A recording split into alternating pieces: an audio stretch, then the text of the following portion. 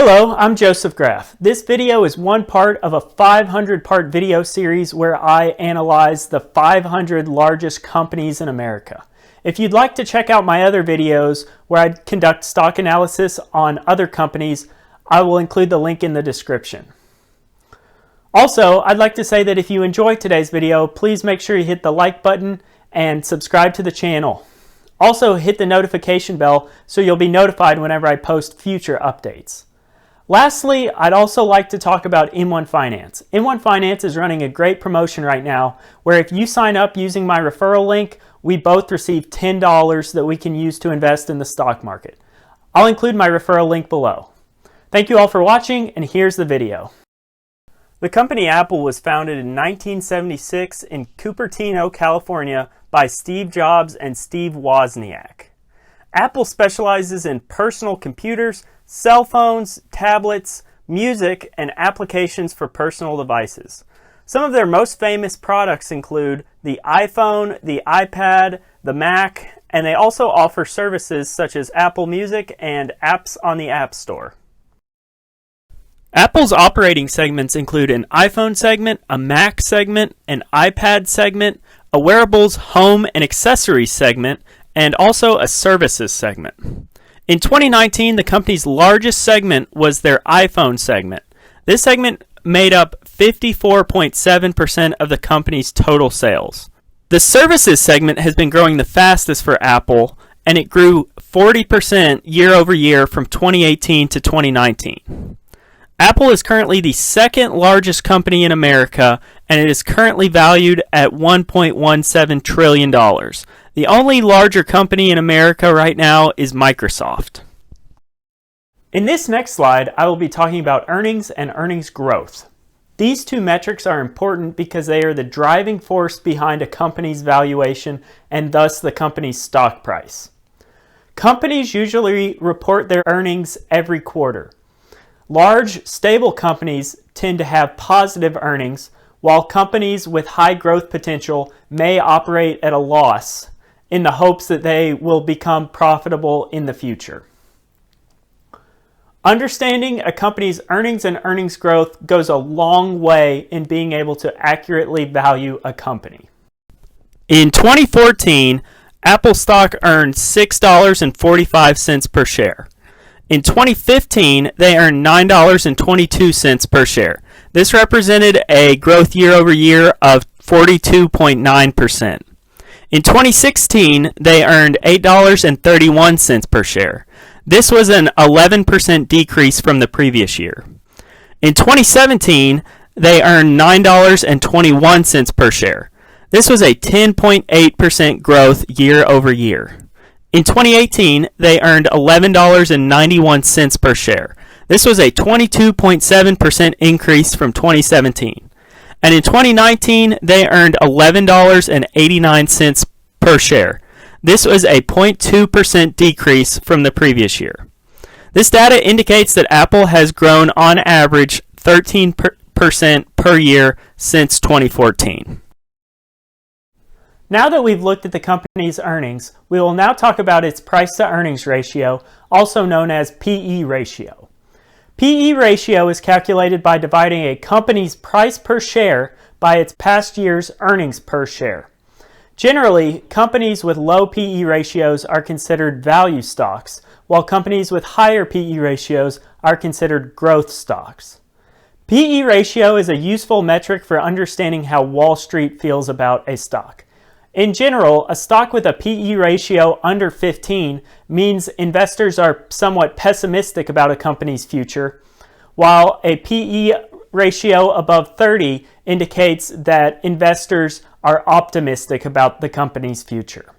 As of the time that I recorded this video, Apple was trading at $268.37 per share. At the time, this represented a trailing 12-month PE ratio of 22.6.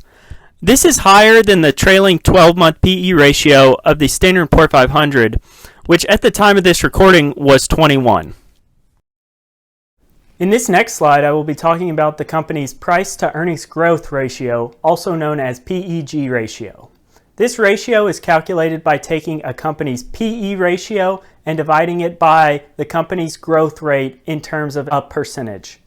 It is generally thought that companies with a PEG equal to or around 1 are fairly valued. Companies with a PEG above 1 may be overvalued, while companies with a PEG ratio below 1 may be undervalued. PEG is a popular metric among many investors because it takes both a company's earnings as well as earnings growth into account. As of April 13th of 2020, Apple was trading at $268.37 per share. This represents a trailing 12-month price-to-earnings growth ratio of 1.97, indicating that Apple may be overvalued. To put this into perspective, Microsoft was trading at a 2.27 price-to-earnings growth ratio at this time, and Google was at a price-to-earnings growth ratio of about 1.6. In this next slide, we will go over the company's dividend yield, dividend growth rate, and dividend payout ratio. Dividends are generally a sign of a healthy, profitable, mature company. It does, however, indicate that the company feels it has limited growth prospects as the company is choosing to pay cash to shareholders rather than reinvesting it into growth opportunities. Dividend growth rate is the rate that a company grows its dividend payments year over year. A high dividend growth rate is usually seen as a positive to investors. Dividend payout ratio is another important metric. It represents the percentage of a company's profits that it pays out as dividends. A payout ratio below 60% usually indicates that the company's dividend is safe and has room to grow in the future. A payout ratio above 100% means the company will almost certainly cut its dividend, as that means that the company is paying out more in dividends than it is earning. As of April 13th, 2020, Apple currently offers a dividend yield of 1.15% as they pay out 77 cents per share per quarter. Apple most recently raised their dividend in May of 2019 when they increased it from 73 cents per share up to 77 cents per share, which is what they are paying out right now. Apple over the past 5 years has increased their dividend by an average of 7.8% per year. Apple's dividend payout ratio is currently very low, sitting at about 26%. This indicates that they have a lot of room to grow this dividend in the future and certainly can sustain this dividend payment for the near future. In this next slide, we will be going over the company's price-to-book ratio as well as its debt-to-equity ratio. The book value of a company is essentially the value of all of its assets. Book value per share is simply the book value divided by the number of outstanding shares. Furthermore, the company's price to book is just its price per share divided by its book value per share. This metric can help you understand if a stock may be undervalued or overvalued. A company's debt to equity ratio is calculated by taking the sum of all of its debts or liabilities and dividing it by the total shareholder equity. In general, companies with a lower debt-to-equity ratio are better equipped to withstand an economic downturn. Debt, however, can be used by companies to grow and expand, which is why a high debt-to-equity ratio is not necessarily a bad thing. As of the end of 2019, Apple had a book value per share of $20.42. This represents a price-to-book ratio of 13.14. As of the beginning of the year in 2020, Apple had a debt-to-equity ratio of 1.01. In the next slide, we will look at the company's 3-year, 5-year, and 10-year return. A company's past performance does not predict its future performance. However, it does allow you to see how a company has done in recent years.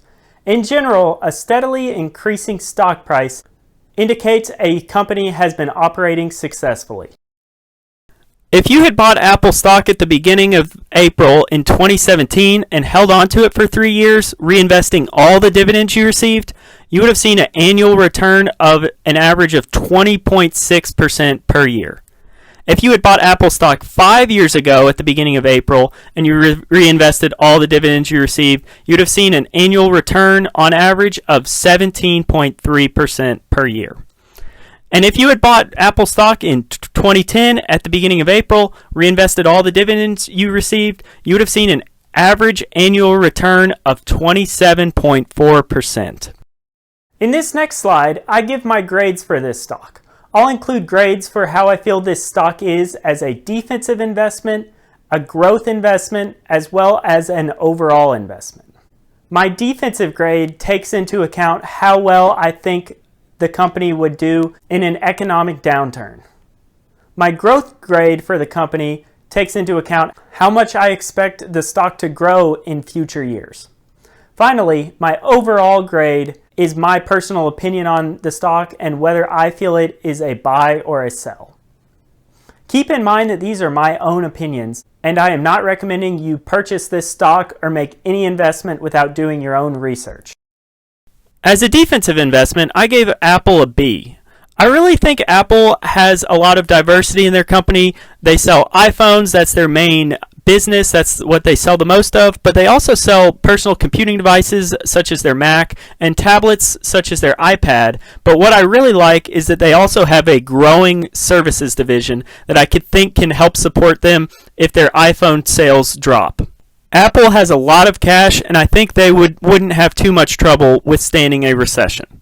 As a growth investment, even though Apple is the second largest company in the world, I give it an A. I really like the direction they're taking their services division. It grew 40% from 2018 to 2019, which I think is a very good sign. Their iPad, iPhone, and Mac sales have been strong, and I think Apple will just continue to grow as a company in the future. Overall, I give Apple an A. I really like their business model. I like the fact that they have branched out into this services division. I like the growth that I've seen with their wearables division. And overall, I just really love Apple as a company. As I mentioned previously, though, this is just my opinion. Make sure you do your own research before making any investment or buying any stock. That'll wrap up today's video. If you enjoyed the video, please make sure you hit the like button down below and subscribe to the channel. I'll be doing this type of video for every stock in the Standard & Poor's 500, so keep your eye out for future videos. Thanks again for watching, and take care.